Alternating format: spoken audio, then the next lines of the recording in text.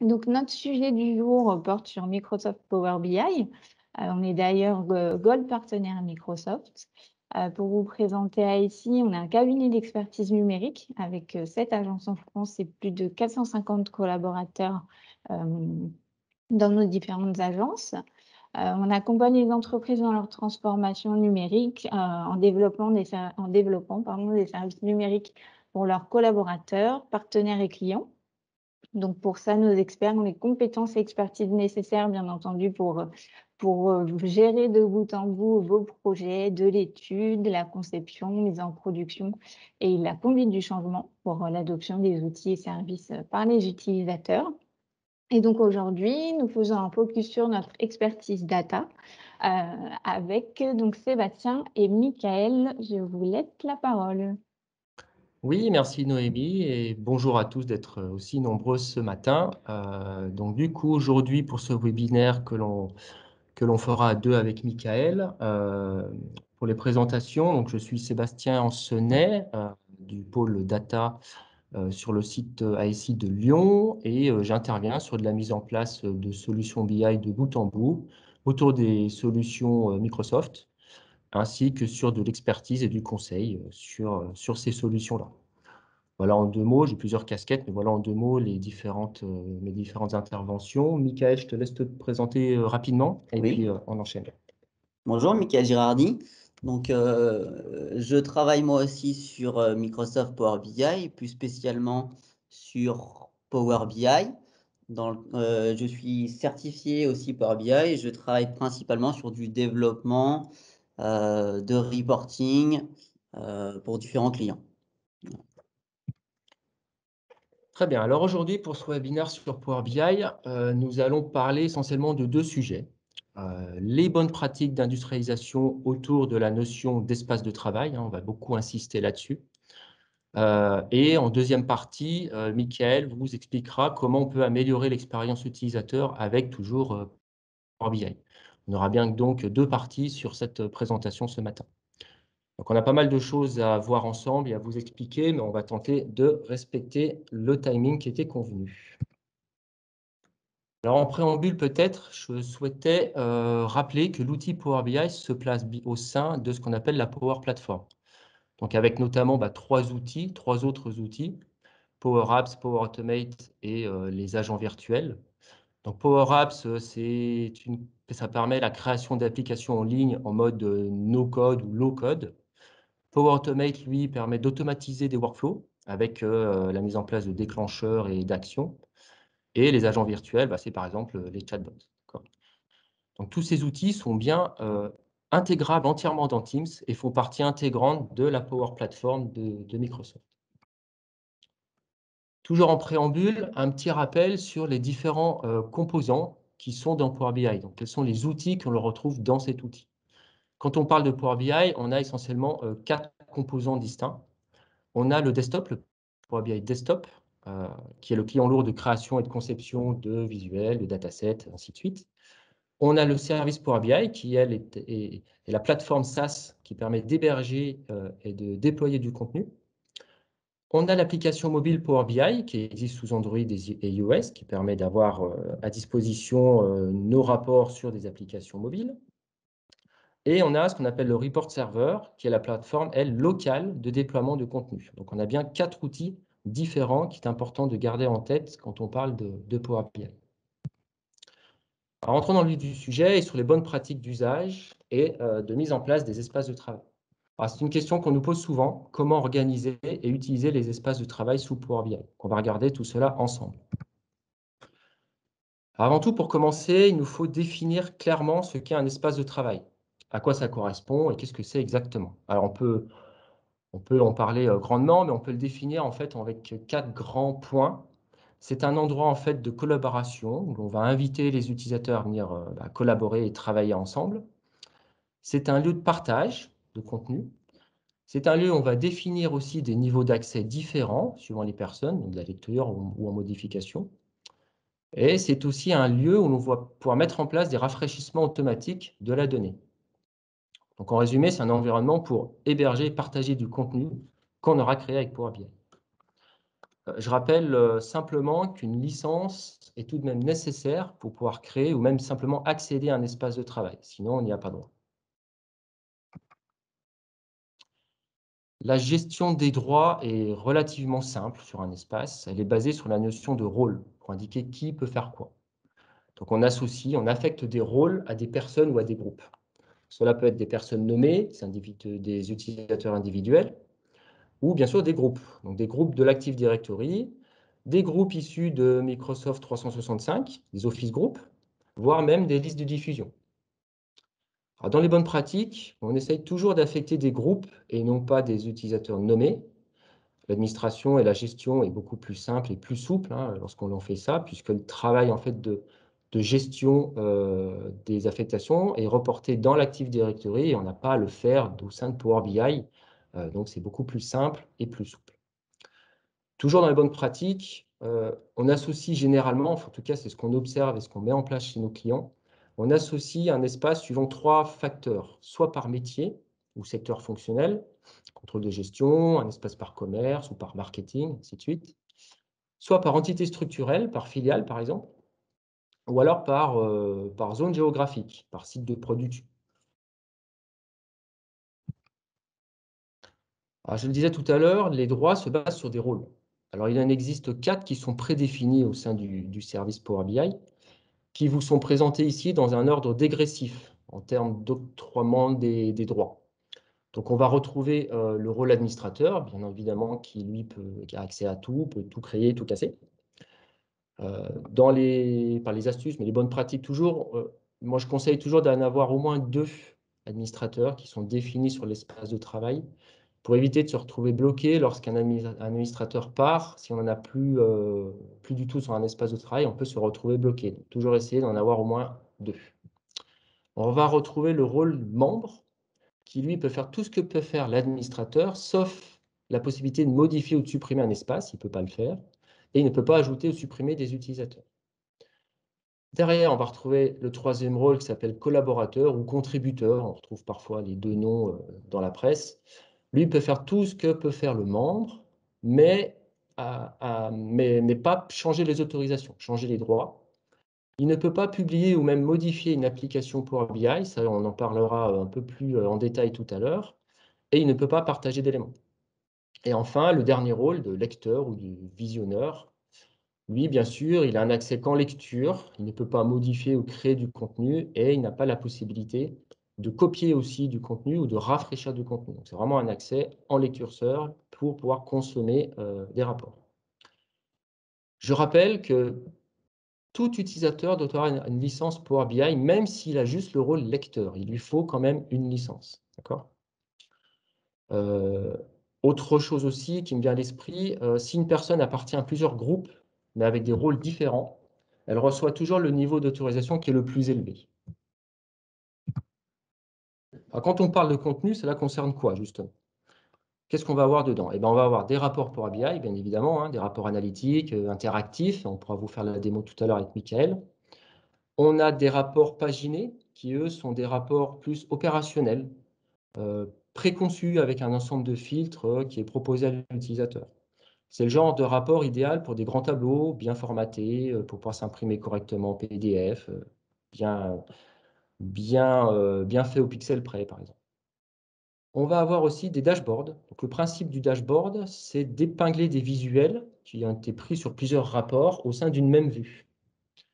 On va retrouver aussi des fichiers Excel que l'on peut mettre aussi dans des espaces de travail et des insights. Alors, les insights, je ne sais pas si vous en avez déjà entendu parler, ce sont en fait des visuels qui sont générés automatiquement à partir d'un jeu de données ou de plusieurs jeux de données et qu'il est possible ensuite d'épingler sur un dashboard. En termes de données, on va retrouver 2 types d'objets, soit des data flows, soit des datasets. Alors, le data flow, c'est un stockage d'informations sous forme d'entités. Et au sein d'une entité, on va retrouver des tables de données, un peu une vision à plat de la donnée. Et le data flow, il permet en fait de préparer la donnée à des fins de reuse et de réutilisation derrière. Mais on n'est pas obligé de passer par une étape data flow pour avancer. En revanche, le dataset, il y en a forcément un. Lui, c'est le jeu de données orienté bien analytique. On va définir des axes d'analyse, des mesures, des agrégations pour être ensuite utilisées dans des rapports avec des visuels. Alors, quelle est souvent notre problématique avec les espaces de travail? Eh bien, souvent, on ne sait pas trop comment ou combien en créer et pour qui.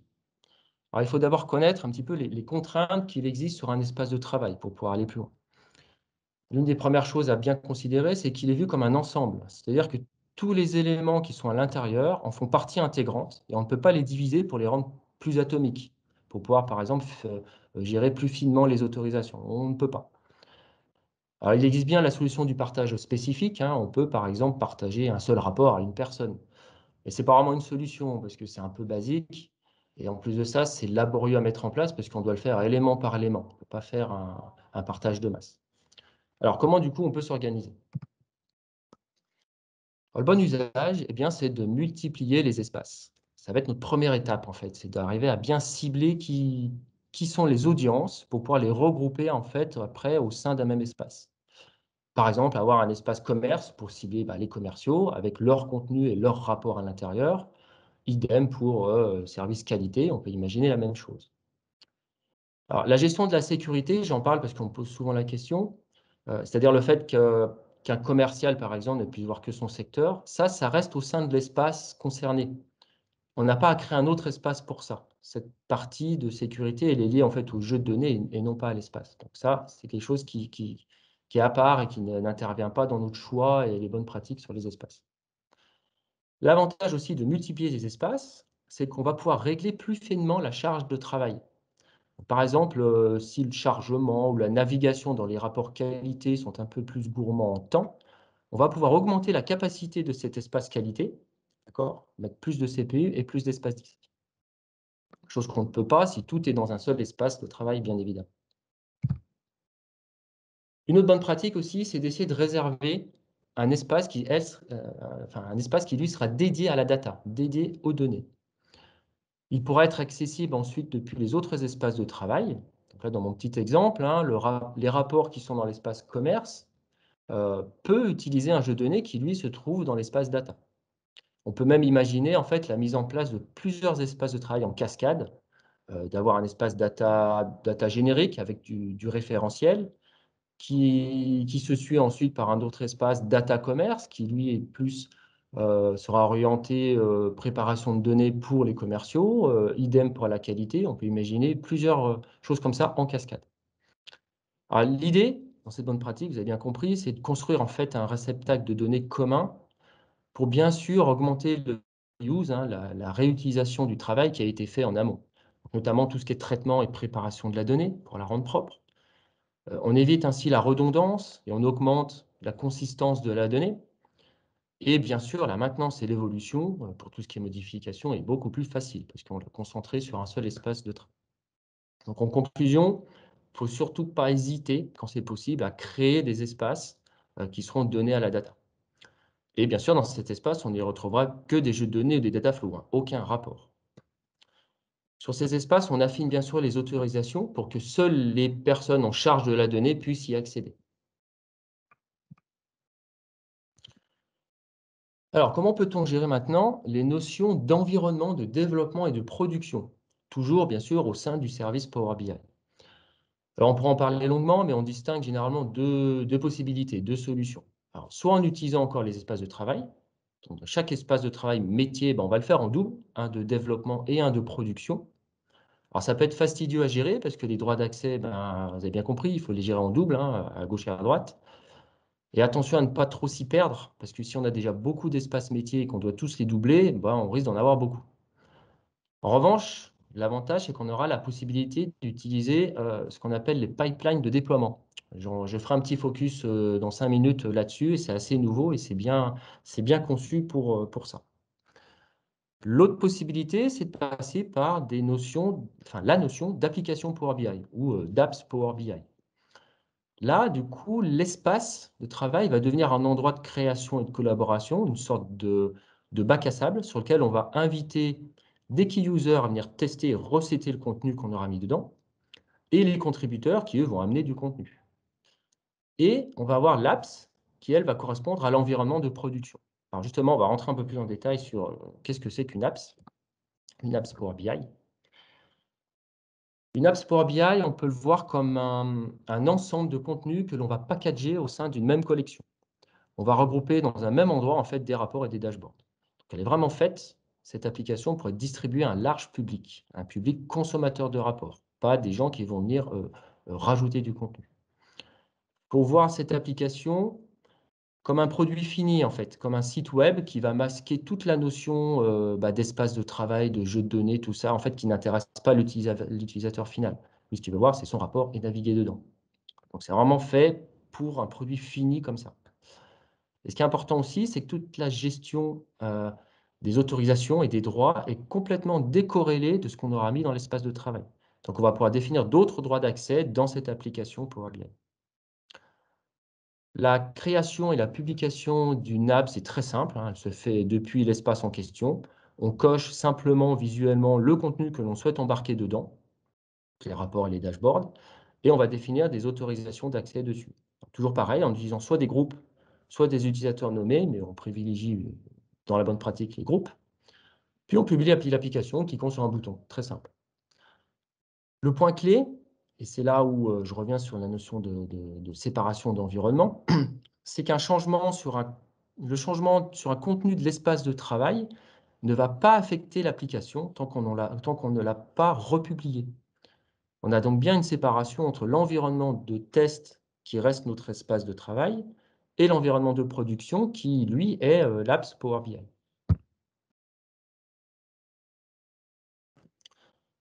Par la suite, les utilisateurs ils vont accéder à cette application Power BI de 3 manières différentes. Donc, soit via une URL qu'on leur a fournie, donc l'IT communique une URL et les utilisateurs tombent directement sur le site web qui représente l'application. On peut le faire sinon en mode self-service, c'est-à-dire que l'utilisateur, depuis le service Power BI, a la possibilité d'aller chercher et récupérer cette apps directement depuis le store des applications de l'entreprise. Donc un peu à l'instar des Google Play et des Apple Store en fait. C'est un peu le même principe. Ou troisième possibilité, c'est du mode push.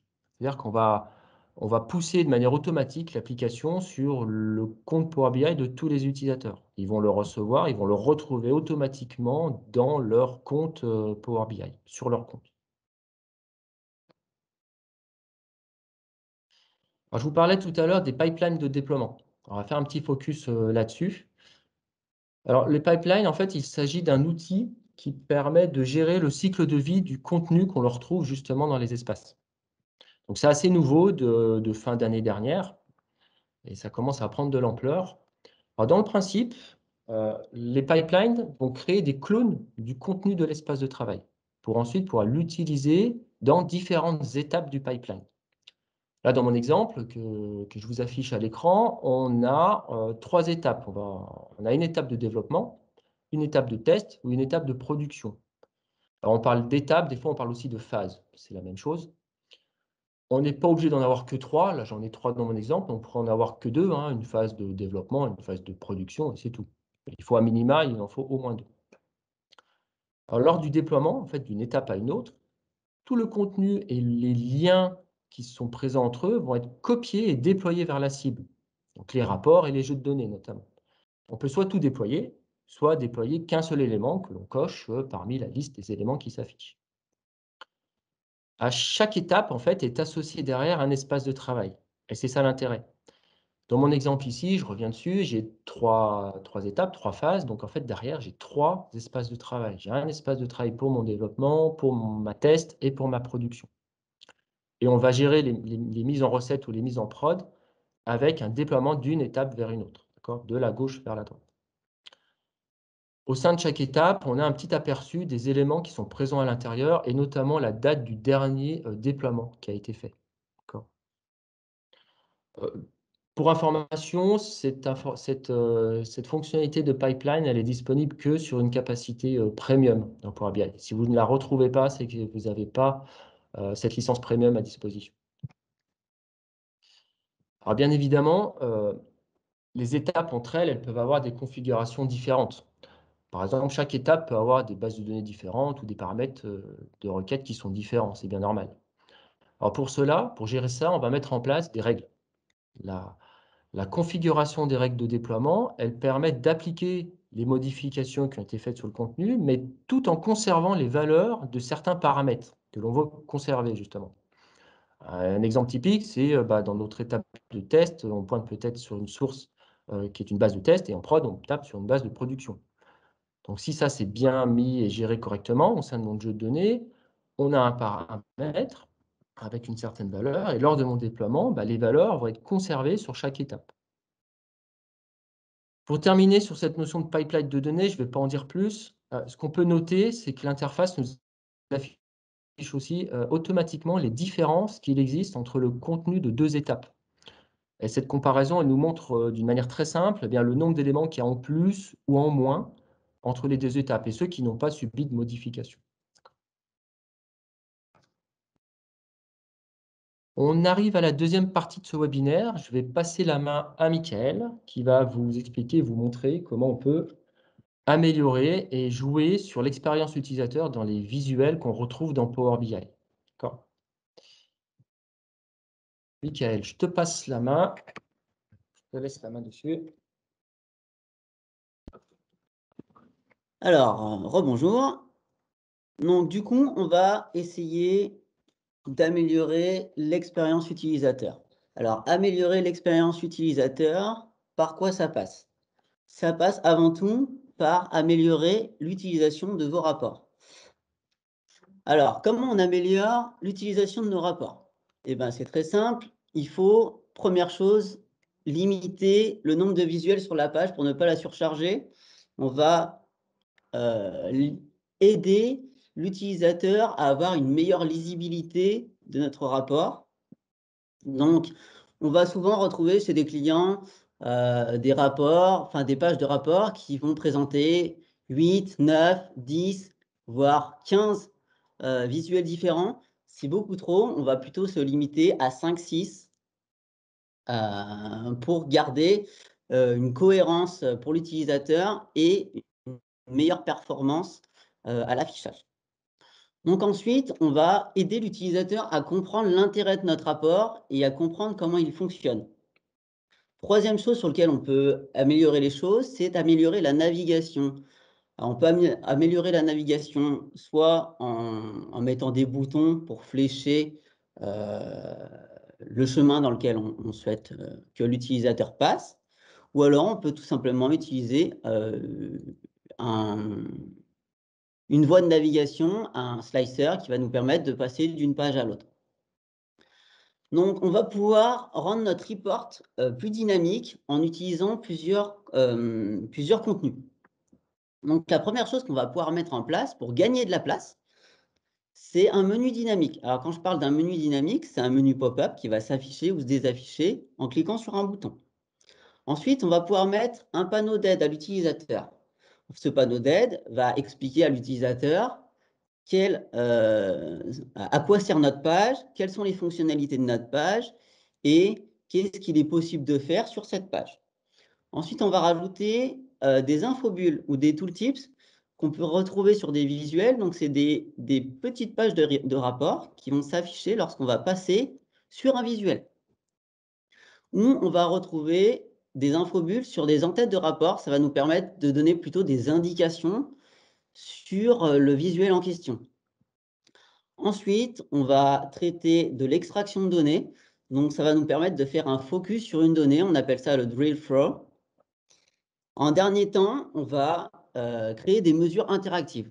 Donc, tout ça, c'est du no-code, sauf la dernière partie sur les mesures interactives, où on va avoir un tout petit peu de code. Donc, la première chose qu'on va pouvoir faire, on va faire un peu de pratique, c'est ajouter un menu dynamique. Alors, un menu dynamique, comme je vous disais, c'est un menu qui va s'afficher ou se désafficher en cliquant sur un bouton. Donc, pour créer un menu de ce type-là, il va nous falloir plusieurs choses. Donc, il va nous falloir 2 boutons ou 2 images. On peut utiliser aussi une image. On retrouve souvent le petit hamburger ou les 3 lignes pour symboliser notre menu. On va ensuite créer une forme qui va contenir nos éléments de notre menu. Et enfin, des signets qui vont nous permettre de faire une vue qui va s'afficher ou se désafficher en fonction de ce qu'on veut voir sur la page. Donc la première chose, on ajoute un bouton ou une image. La deuxième chose, on va afficher les onglets de sélection et les onglets de signet. Donc les onglets de sélection, ça va nous permettre d'afficher ou de masquer des éléments de façon individuelle. Et l'onglet signet va nous permettre de faire une vue de la page. Donc la troisième étape, ça va être de créer notre menu. Donc on va créer notre menu, on va créer notre forme. On va ajouter les éléments que l'on veut voir dans notre menu. Si vous voulez mettre un titre, un visuel, des filtres, on va ajouter ça. Ensuite, on va ordonner nos éléments sur ce menu. Et enfin, on va les masquer. Pourquoi on va les masquer? On va les masquer parce qu'on va créer un signet que l'on va appeler, par exemple, page 1 sans menu. Attention, important, il faut décocher l'option données afin de garantir le filtrage des données. Sinon, vos données resteront identiques quand vous mettrez les filtres. La quatrième étape, ça va être de réafficher notre menu et de créer un second signet qu'on va par exemple appeler page 1 avec le menu. La dernière étape, c'est affecter une action au bouton. Donc pour ça, vous cliquez sur votre bouton, vous allez à droite dans la section action, vous l'activez, vous choisissez le signet en question. Ensuite, on va recommencer l'opération sur toutes les pages où l'on souhaite voir afficher le menu. Donc, par exemple, si vous avez 10 pages de rapport, il faudra créer 20 signets pour avoir votre menu dans toutes les pages. Donc, ça peut paraître fastidieux, mais vous allez voir que ça a un bel effet au sein du rapport. Je vous montrerai à la fin sur une petite démo. La deuxième chose qu'on peut ajouter à notre rapport, pour ne pas le surcharger, on va ajouter des infobules. Alors, qu'est-ce qu'une infobulle? Une infobulle, c'est une information qui s'affiche lorsque l'on passe sur le visuel ou sur le titre de notre visuel. Donc, on a plusieurs types d'infobules. On a des infobules de type données, donc c'est juste une donnée qui va s'afficher. Ou alors, ça peut être juste une phrase prédéfinie qui va s'afficher lorsque l'on va passer par-dessus un visuel. Par contre, nous, on va plutôt s'attarder sur des pages, sur des visuels. Donc, on va créer une petite page et elle va s'afficher par-dessus un visuel pour donner des explications sur notre visuel ou autre chose. Ensuite, on va pouvoir créer une page sur un en-tête du visuel, donc une infobulle sur l'en-tête de visuel. C'est un petit peu différent, je vous montrerai dans la démo, mais le principe reste le même. Donc, la première étape, c'est on va créer une page. On crée une nouvelle page. Donc, on clique sur le petit plus en bas de la page, ça va nous créer une nouvelle page. On va aller dans les informations de la page et on va activer Infobulle pour qu'elle soit formatée en Infobulle. Ensuite, on va aller réduire la taille de notre page pour qu'elle soit plus petite, pour pas qu'elle dépasse la page de notre rapport initial. Donc, il y a une taille prédéfinie pour les infobulles si on veut.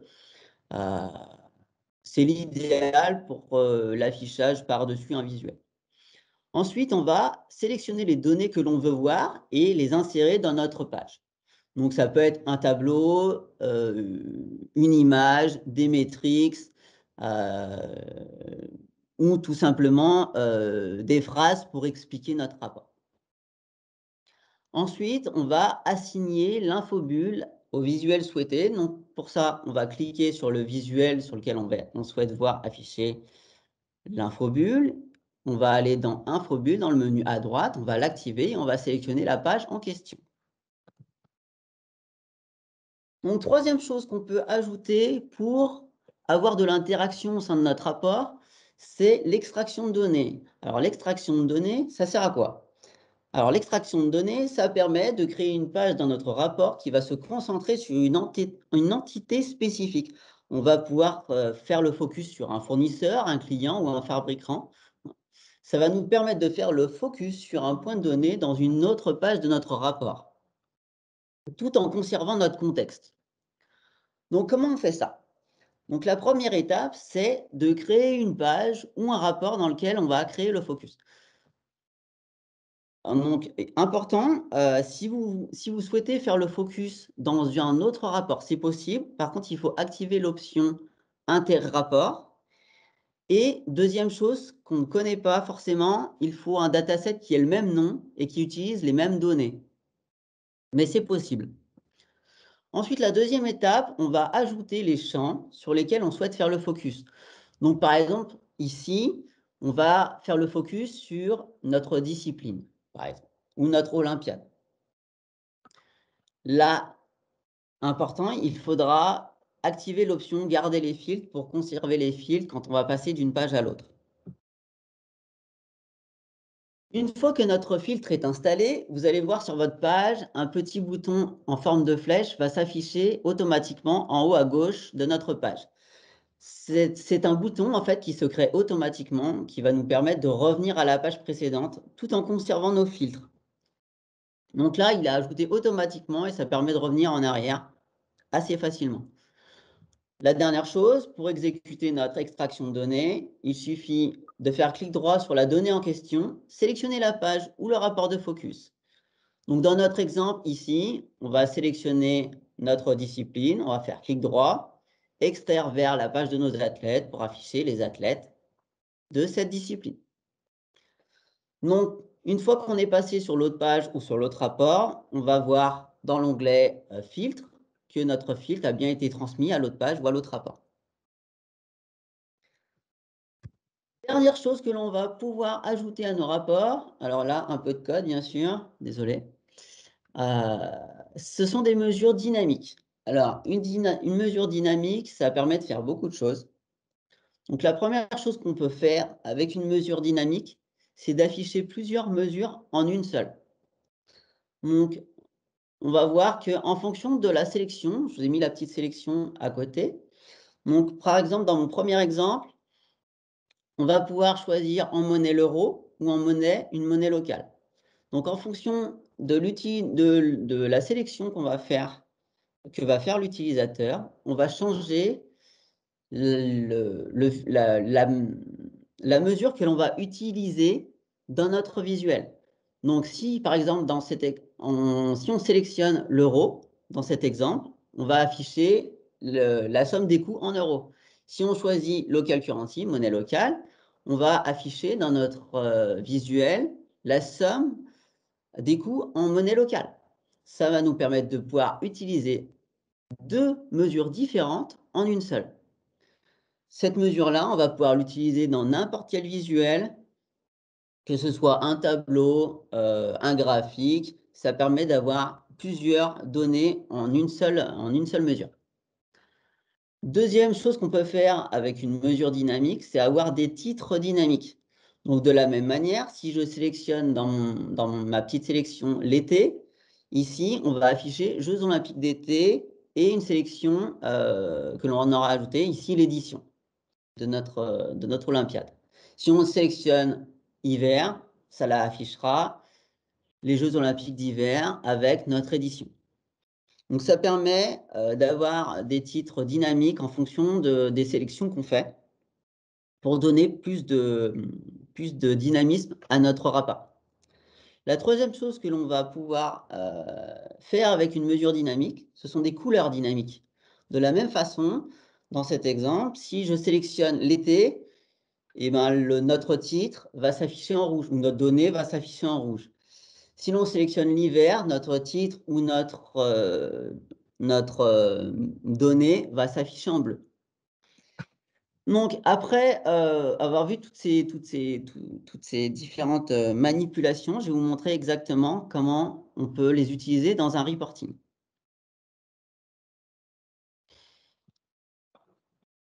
Donc, je vais vous montrer. Donc là, on va aller sur un report qu'on a créé qui s'appelle les Jeux olympiques. Donc, ce sont des données libres, c'est plus simple à utiliser.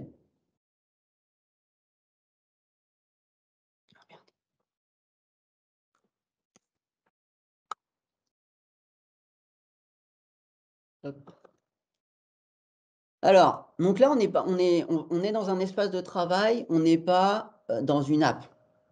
Voilà. On va essayer de mettre un peu plus en grand écran. Voilà, je te laisse. On va essayer de mettre en page un petit peu mieux. Voilà. Donc, un rapport, comme je vous l'ai dit, on va essayer de faciliter la navigation. Donc, deux choses pour naviguer. On aura par défaut les pages de notre rapport qui sont à gauche, mais on peut très bien prévoir des flèches pour orienter notre utilisateur. Donc ici, on a créé des flèches pour passer d'une page à l'autre afin de simplifier l'utilisation et d'avoir une meilleure histoire à raconter à notre utilisateur. Donc ici, on rappelle que Power BI est une solution simple et dynamique avec toutes les fonctionnalités qu'on a expliquées avant. On continue, on avance notre chemin avec nos flèches. Donc ici, vous allez voir que dans un rapport Power BI, on peut afficher toutes sortes de données, notamment de la cartographie, mais on va aussi pouvoir afficher des images dans un tableau qui sont issus du web ou qui sont directement uploadés sur votre serveur. Donc, vous allez retrouver ici nos trois petites barres, notre petit hamburger. Donc, cliquez dessus. Donc, lorsque vous passez dessus, vous voyez que ça vous affiche afficher le menu. On va cliquer dessus et tout simplement, on va faire apparaître notre menu. Donc, ça permet quoi? En fait, ça permet de gagner toute cette place pour ne pas surcharger notre page de rapport. Habituellement, on va avoir beaucoup de rapports qui vont avoir cet espace-là, en fait, qui va être directement intégré dans notre rapport. Sur certains rapports, on va avoir beaucoup de filtres. Du coup, on va pouvoir les afficher et les désafficher de cette façon. Et ensuite, on va pouvoir filtrer tout simplement notre rapport avec nos filtres prédéfinis à ce niveau-là. Ensuite, on va désafficher notre rapport, notre menu, de la même façon. Donc ici, on va retrouver notre petit bouton Aide. Donc notre petit bouton Aide, c'est pareil, ça marche de la même façon que le menu. On va les utiliser avec des signets afin d'afficher ou désafficher. Donc on clique dessus, qu'est-ce qui se passe? On suraffiche une image qui va expliquer un petit peu les fonctionnalités de notre page. Donc, on retrouve ici notre filtre qui pointe vers notre menu qui va expliquer qu'on peut avoir plus de filtres ici. Notre cartographie qui va nous expliquer la répartition de nos éditions. Notre tableau, on explique qu'on va rencontrer le détail de nos différentes éditions. Ici, on indique qu'il faut cliquer pour fermer notre menu d'aide. On reclique dessus. Par défaut, Power BI offre un minimum d'interactivité. Donc ici, on peut descendre dans la cartographie. Donc ici, on est au niveau des pays, mais on pourrait très bien descendre au niveau des villes. Donc on pourra afficher les villes de ce côté. Alors, troisième chose qu'on va pouvoir utiliser, ce sont, comme je vous ai dit tout à l'heure, les infobulles. Donc, les infobulles, on va ici retrouver deux types d'infobulles. Donc, des infobulles sur le visuel. Donc, vous voyez, lorsque je passe sur ce visuel, j'ai créé un infobulle qui me donne la répartition par genre des médaillés des États-Unis, par exemple. Ici, des médaillés de la Russie. Ici, de la Chine. Vous voyez que le visuel va s'adapter à la donnée qui est sélectionnée.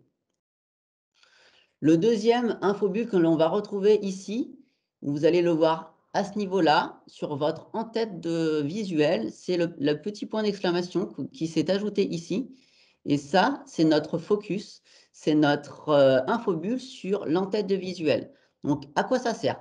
Vous voyez ici, ça sert à donner une indication sur notre visuel. Ici, on peut lire « Faire clic droit pour extraction de données ». Donc, l'extraction de données, c'est le troisième point qu'on peut faire, c'est descendre dans le détail. Donc, comme je vous le disais tout à l'heure, pareil ici, on va retrouver notre infobulle par genre. Donc, si je sélectionne une discipline, on va sélectionner par exemple le trampoline, et on veut voir tous les athlètes de notre discipline trampoline, on va aller dans l'extraction de données qui se trouve dans une autre page. On clique dessus. On se retrouve aux Jeux Olympiques d'Athènes dans la discipline trampoline. Donc ici, vous retrouvez nos titres dynamiques, une image qui est elle aussi dynamique. On retrouve notre titre qui a aussi changé en adoptant la discipline, le petit icône de notre discipline. Et ici, on va retrouver les différents athlètes. Donc, on fait le focus sur la discipline trampoline, tout en conservant notre contexte de Jeux Olympiques Athènes. Et on va voir l'ensemble des médaillés de cette discipline. Si vous cliquez, par exemple, sur cette athlète-là, on va voir qu'elle a obtenu la médaille d'argent. Si on clique sur cette personne-là, on va voir qu'elle a obtenu la médaille d'or. Donc, on est dans une extraction de données, c'est une page un petit peu à part de notre rapport. Pour rappel, elle s'est créée automatiquement quand on a créé l'extraction de données, notre petit bouton qui va nous permettre de revenir à la page précédente. On clique dessus et on revient sur notre page précédente. Dernière chose que l'on a vue afin de rendre notre rapport plus dynamique, donc ce sont nos titres et nos couleurs interactives. Donc on retrouve l'exemple que l'on a pris tout à l'heure. Si l'on sélectionne l'été, ça va s'afficher Jeux Olympiques en rouge. Mais si l'on sélectionne Jeux Olympiques et hiver, on va voir s'afficher Jeux Olympiques d'hiver en bleu. De la même façon, ici, mon titre est aussi dynamique. Si je sélectionne une discipline, vous allez voir que mon titre se met à jour. Voilà. La dernière chose que l'on va pouvoir voir, par contre, ça c'est natif, dans un rapport Power BI, ce sont des visuels animés. Donc ça, c'est un visuel de base qui va nous permettre de faire la corrélation entre le nombre de pays médaillés et les médailles, tout ça avec une timeline dans le temps. Donc vous allez voir, c'est très visuel, que on peut faire la relation entre nos deux mesures de façon dynamique, tout en ayant une timeline qui crée notre animation. Voilà. Donc, vous pouvez implémenter tous ces différents contenus afin d'améliorer votre rapport, la lisibilité de votre rapport, le dynamisme de votre rapport et apporter une réelle histoire à votre rapport.